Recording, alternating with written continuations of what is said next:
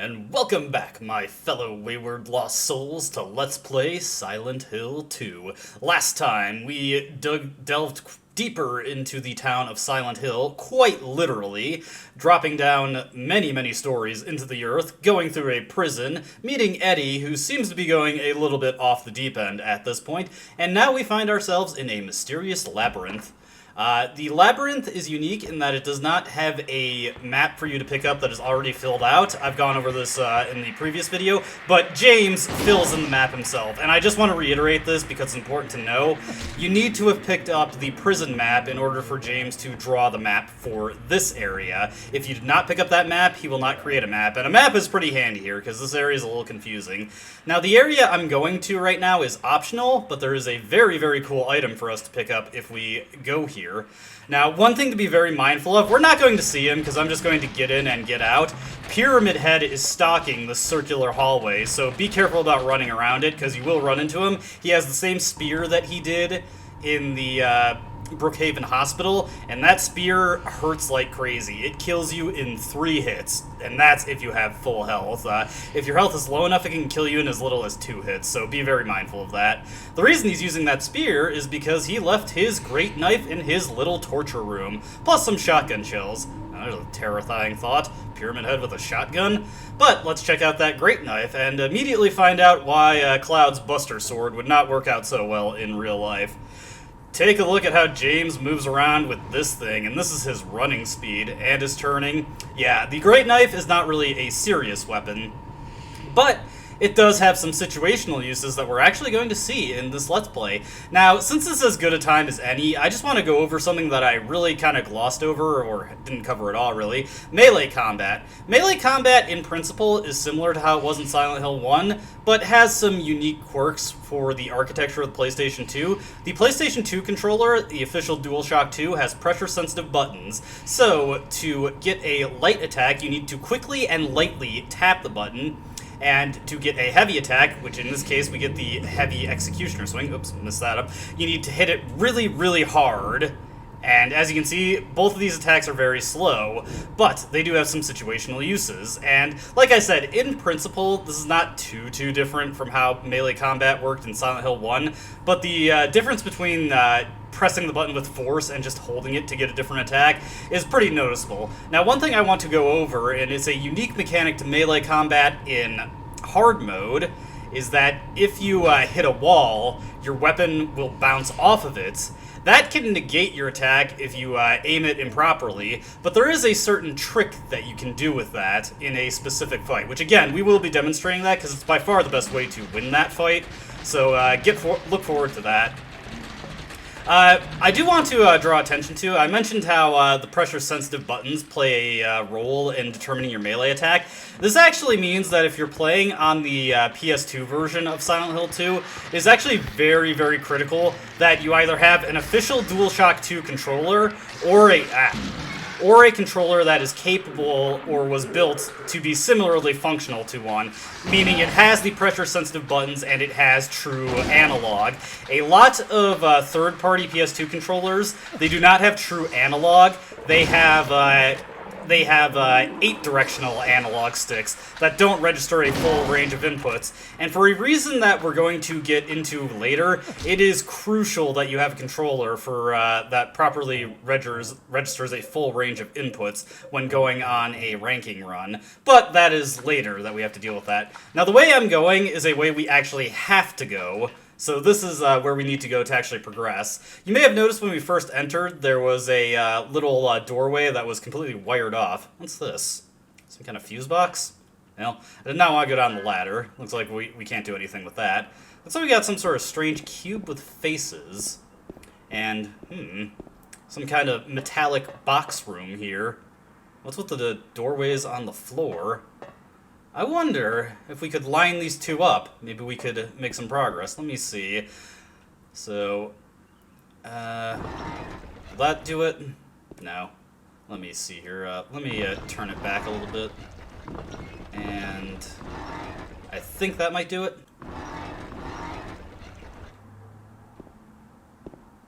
Okay, what the heck? I swear that was wrong. I just cut ahead because I was getting so stuck on this puzzle. I probably just cut out a lot of talking because I was just repetitively saying stuff while trying to get through that puzzle. So nothing I said was terribly interesting. My main points were this puzzle is randomized every time you play the game, so what I got for the solution isn't necessarily always going to be the solution yet. Okay, let's continue.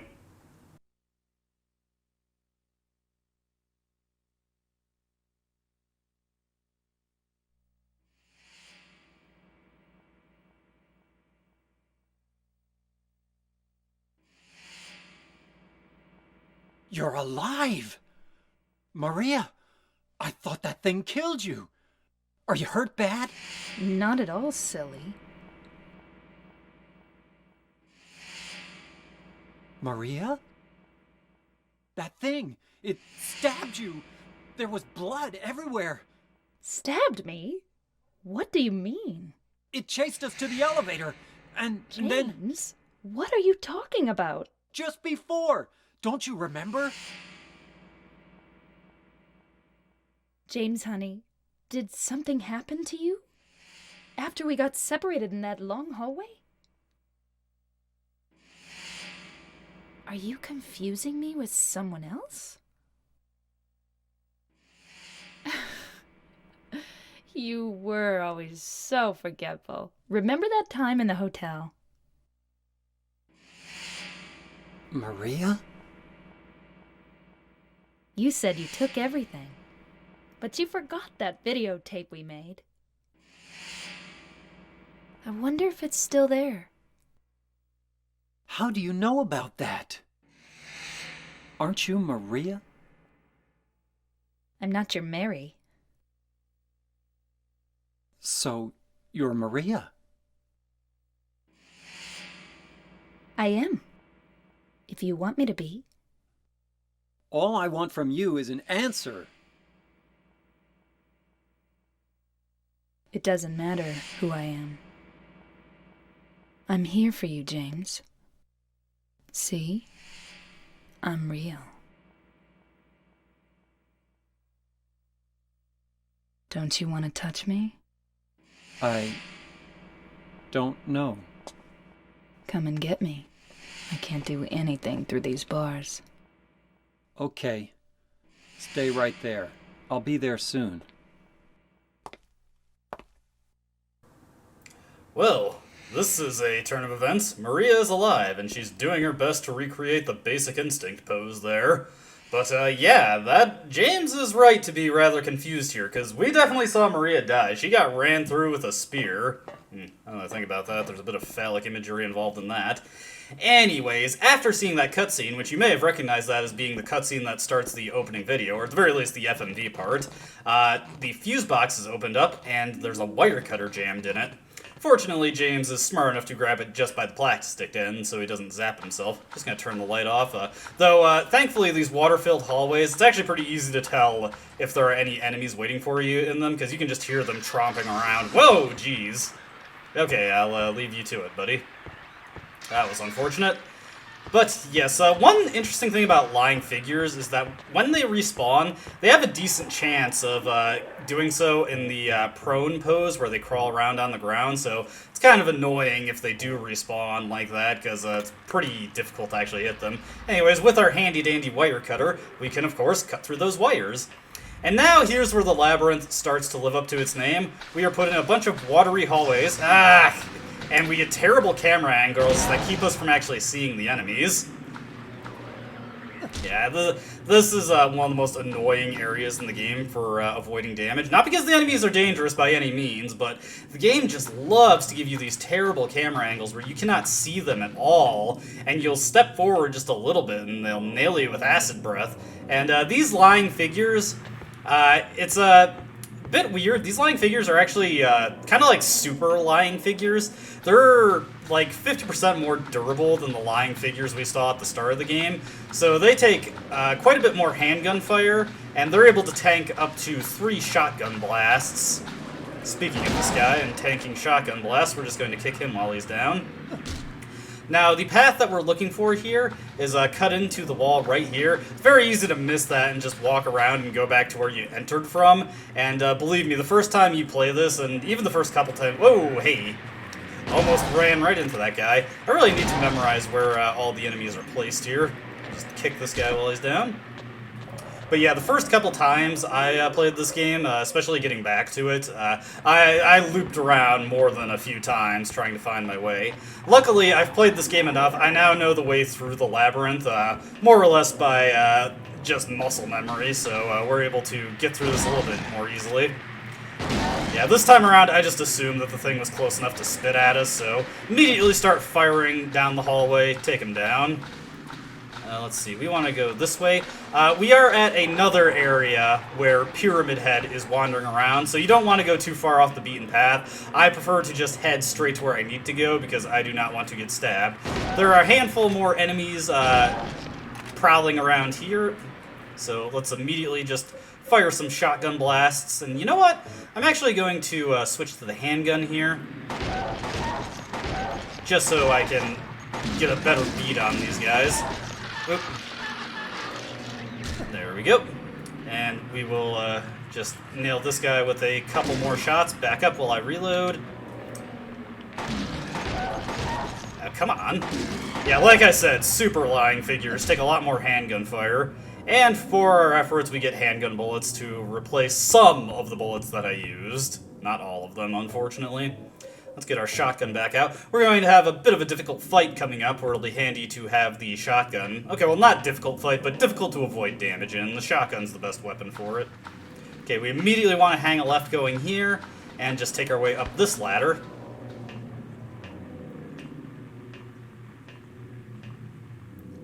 And we are at the save point for the labyrinth. And take a look at this newspaper here.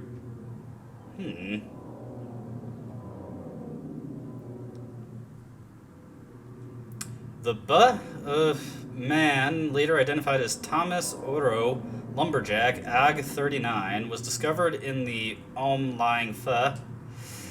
The probable cause of death as multiple stab wounds to the front of the neck and the left side of the torso by a sharp-edged weapon. The estimated nive of death was somewhere between 11 p.m. and 12:30 midnight. Due to the signs of struggle in the room, the lack of a murder weapon, police are considering this a homicide and have opened a murder investigation. Furthermore, given the fact that the cash in the room was untouched and Mr. Oro had a history of drunkenness and violence, the police act that was not robbery, crime of... Wonder who this could be about.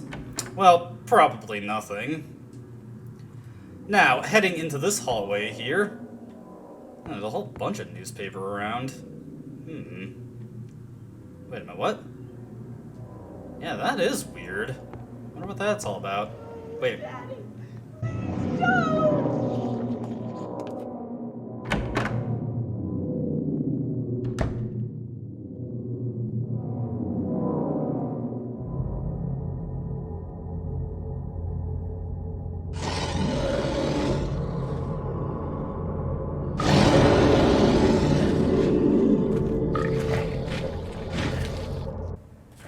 Alright, immediately fire your shotgun, and then once you fire 2 shots, back up, okay, go into this corner, fire 2 more shots. Okay, we want to reload our shotgun. Whoop. Taking a little bit of time to get through the lag. Then strafe to the left, and run to the edge of the hall, or the room, fire 2 more shots. Let's back up a little bit more, fire 2 more shots. And then we just want to strafe left, and try and run past this thing as best we can. Fire 2 more shots.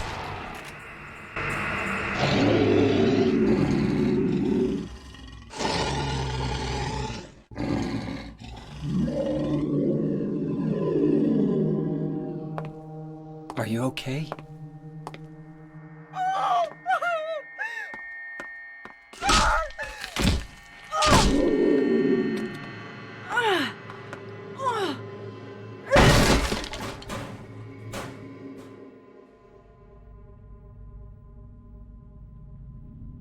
Angela, relax. Don't order me around! I'm not trying to order you. So what do you want then? Oh, I see. You're trying to be nice to me, right? I know what you're up to. It's always the same. You're only after one thing. No, that's not true at all. You don't have to lie. Go ahead and say it. Or you could just force me.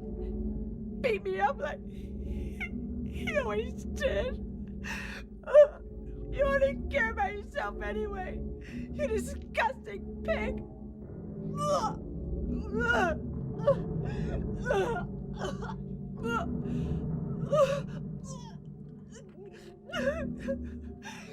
Angela. Don't touch me! You make me sick.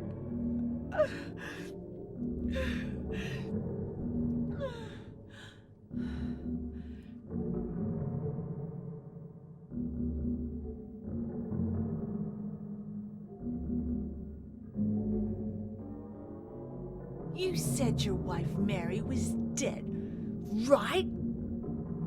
Yes. She was ill. Liar! I know about you. You didn't want her around anymore. You probably found someone else.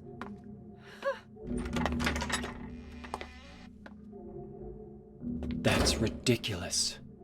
I never... Seems Angela's words struck a pretty harsh chord with James there.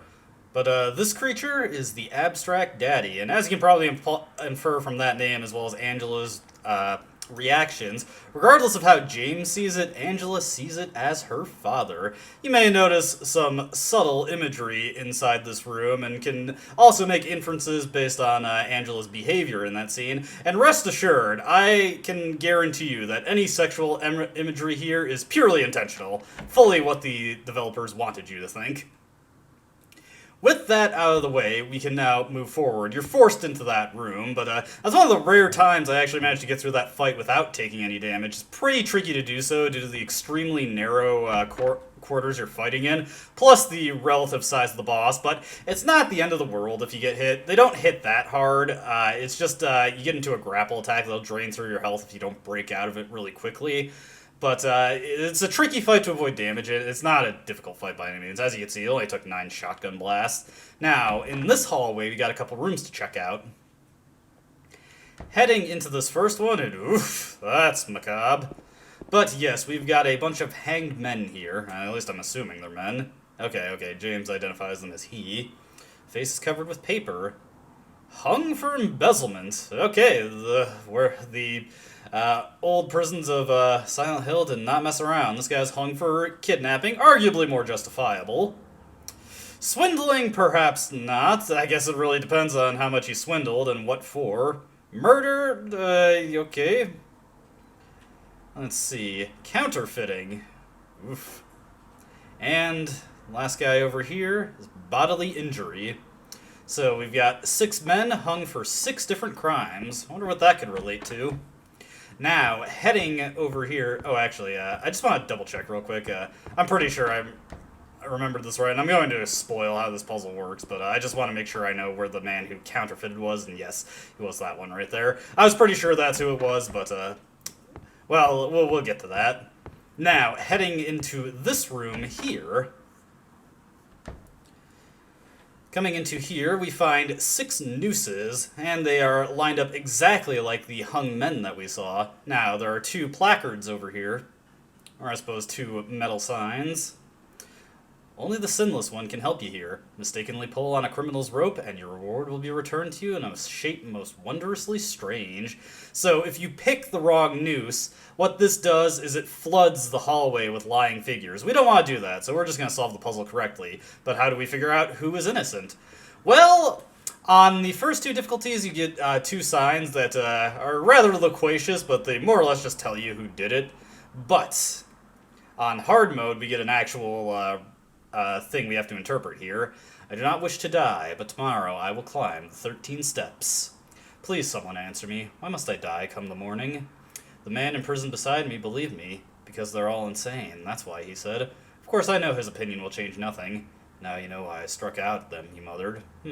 Sounds like a man guilty of assault, which I suppose we could tie to bodily injury. The man who was executed yesterday, the one who had said his job was to sell dreams, said that was not true. Sounds like swindling, if you ask me. But the man who is to be executed the day after tomorrow for stealing children shouted back that it was true. Alright, that's pretty obviously kidnapping. The man who was hung today did not answer. They'll kill me either way, he said. He was caught embezzling public money, so he hasn't any hope for mercy. Alright, so the embezzler is guilty. The man who was always quietly smiling to himself said, I am happy, for I will soon be with her. I do not wish to die, I long only to return home. But though I know it is not to be, though I have done nothing, this crime has been thrust upon me. Someone save me. This is not judgment. They are bloodthirsty, and I am their sacrificial lamb. Alright, so we've already ruled out kidnapping, the bodily injurer, the swindler, and the embezzler. That last one's a little vague. However, he implied that someone died, and that he's going to get a chance to be with them. And if he's there for a crime, it might stand to reason that for some reason or another, he killed said person. So, the odd man out would be the counterfeiter. So, let's pull the rope and hopefully we get it right. James, don't get your neck a little too close to that. Kind of gives a bad idea. But yes, the counterfeiter is the innocent one on hard mode.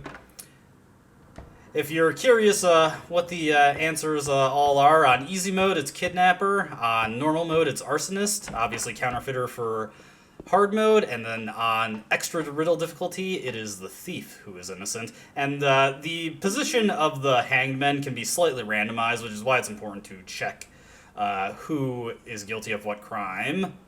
For picking right, we get the key of the persecuted. Now, what do we need this key of persecuted for? Well, just wait a minute, because I will show you. Heading up to here,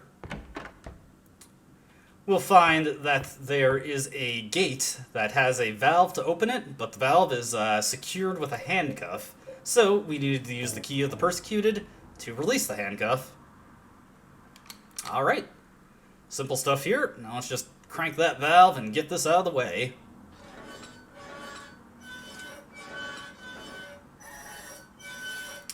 Alright, are we getting any closer to Maria at this point? Well, thankfully, yes. This is actually the end of the labyrinth. We just have to see Maria, and hopefully we can get her out of here.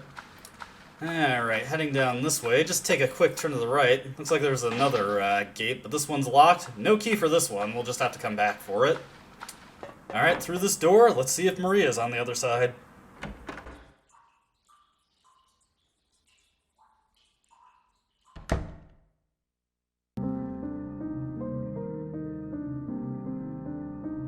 Maria? Maria? Maria, no! What happened to you? Why? Why?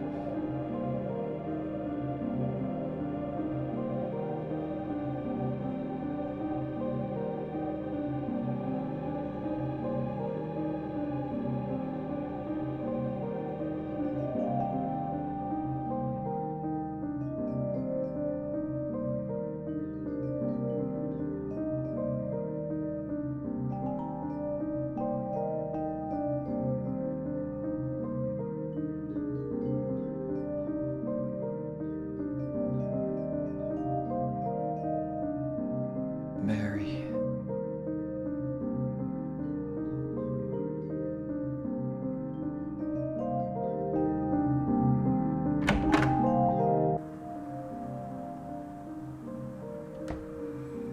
Unfortunately, it seems we were too late to free Maria from her cell. Someone, or something, killed her.